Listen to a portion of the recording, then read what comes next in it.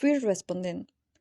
On Monday, November 23rd, 2022, an emergency call was received on 911 of a possible suicide in the city of Monterrey, Nuevo León, at 19:26 hours.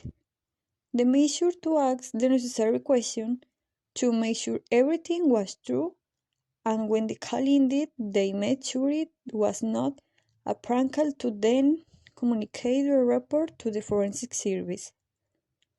Once the call was received, the interval technician ensured that he had the necessary equipment, means of communication, and transportation to arrive at the scene, and assigned each of the experts a task to perform.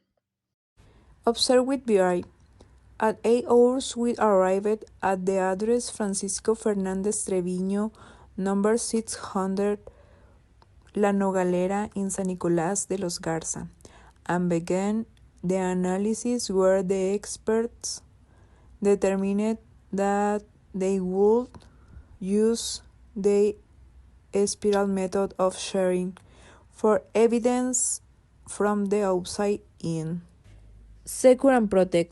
The police coordinate of the scene of the crime, and with the arrival of the expert, the site was handed over as a closed site. Preliminary survey. Photographic, planimetric, and written documentation was also started. Evaluating evidence possibility.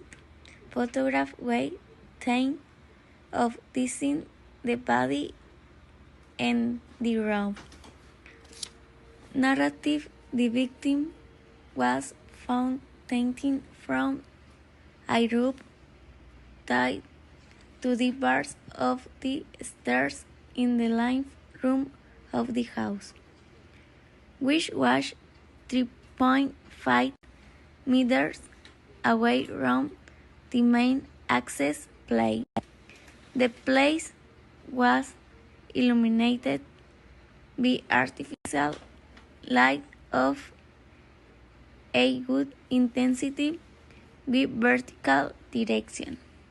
In display there was a brown armchair, 32-inch television, and a black square table located 30 centimeters from the feet of the legs.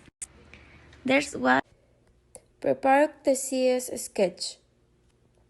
The first simple collected were the footprints of a white paper envelope with blue stains in the lower left corner. The envelope measures 20 cm wide and 17 cm long. The second simple taken was the collection of footprints from a blue plastic envelope, measuring 14.5 cm long and 1 cm thick. The third test was taken from the armchair where a red stain was collected and the DNA sample was conducted. A final survey. The evidence was taken for protection and the body was untied from the rope to be taken to forensic medical service for chain of custody. After the evidence was packed, the chain of custody was started, where each one of the pieces of evidence found at the scene was registered with its characteristics and arrival time. Conclusion. Initially, the date of the subject was determined as homicide.